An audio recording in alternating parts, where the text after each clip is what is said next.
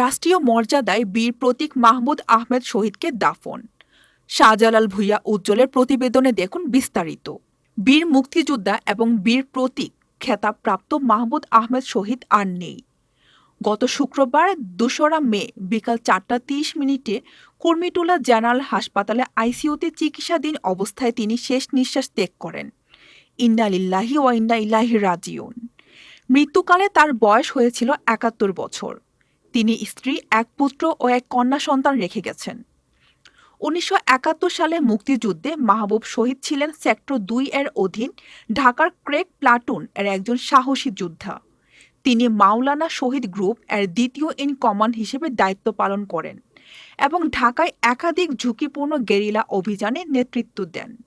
তার নেতৃত্বে পরিচালিত সবচেয়ে উল্লেখযোগ্য অভিযানগুলোর মধ্যে রয়েছে ১৯৭১ সালের ১৯ অক্টোবর মতিঝিলে হাবিব ব্যাংকে দিবালোকে পরিচালিত বোমা হামলা।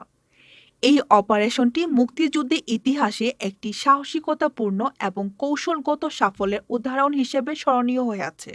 দেশমাতৃকার প্রতি অতুলনীয় সাহস ও অবদানের স্বীকৃতিস্বরূপ বাংলাদেশ সরকার তাকে বীর প্রতীক খেতাবে ভূষিত করে। পেশাগত জীবনে মাহবুব আহমেদ শহীদ ছিলেন ট্যালেন্ট ইন্টারন্যাশনাল সার্ভিসেস এর স্বত্বাধিকারী এবং দীর্ঘদিন ধরে ইন্ডেন্টিং ব্যবসার সঙ্গে যুক্ত ছিলেন। পাশাপাশি তিনি সমাজসেবায়ও সক্রিয় ভূমিকা রেখেছেন।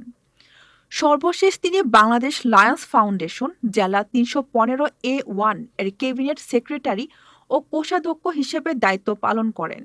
তার প্রথম জানাজা গত শুক্রবার রাতে বসুন্ধরা আবাসিক এলাকার জি ব্লক জামে মসজিদে অনুষ্ঠিত হয়। পরের দিন শনিবার ফজরের নামাজের পর নয়াপল্টন জামে মসজিদে দ্বিতীয় জানাজা অনুষ্ঠিত হয়। সকাল ১০টা ৩০ মিনিটে ঢাকা জেলা প্রশাসনের পক্ষ থেকে আজিমপুর কবরস্থানে তাকে গার্ড অব অনার প্রদান করা হয়। পরে সকাল ১১টায় মুক্তিযোদ্ধাদের জন্য নির্ধারিত কবরস্থানে তাকে রাষ্ট্রীয় মর্যাদায় দাফন করা হয়। মাহবুব আহমেদ শহীদ এর আত্মার মাগফিরাত কামনায় তার পরিবার দেশবাসীর কাছে দোয়ার অনুরোধ জানিয়েছেন।